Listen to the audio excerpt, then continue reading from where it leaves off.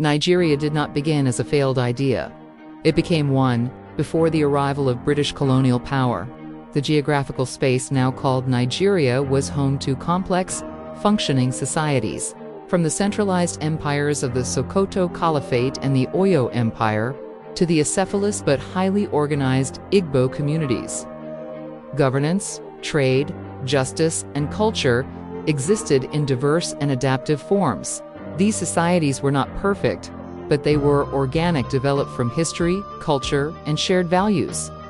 British colonization interrupted this organic evolution.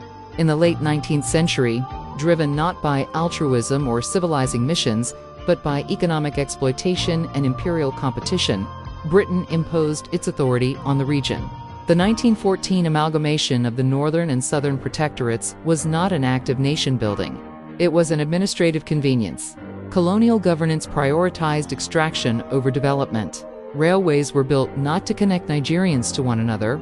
Traditional institutions were either distorted or destroyed, replaced with indirect rule that empowered colonial loyalists and entrenched divisions. Even more damaging was the political legacy Britain left behind. Ethnicity was weaponized. Regions were unevenly developed. Power was centralized in ways that encouraged competition rather than cooperation. Corruption was not born after independence.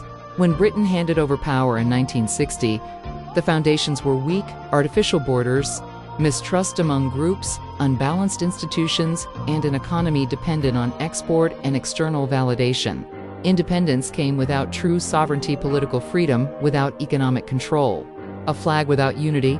Nigeria's post-colonial struggles cannot be understood without this context. The coups, civil war, corruption, underdevelopment, and recurring leadership failures are not accidents of history. They are consequences of a colonial system that was designed to serve Britain, not Nigeria. Yet colonization alone does not explain everything. At some point, responsibility shifted. What Nigeria did or failed to do after independence matters just as much as what Britain did before it.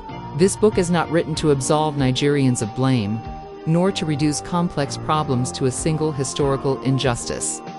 It is written to confront uncomfortable truths: how a nation born in exploitation struggled to redefine itself, how its leaders often deepened colonial wounds instead of healing them, and how citizens, knowingly or unknowingly, became complicit in sustaining a broken system.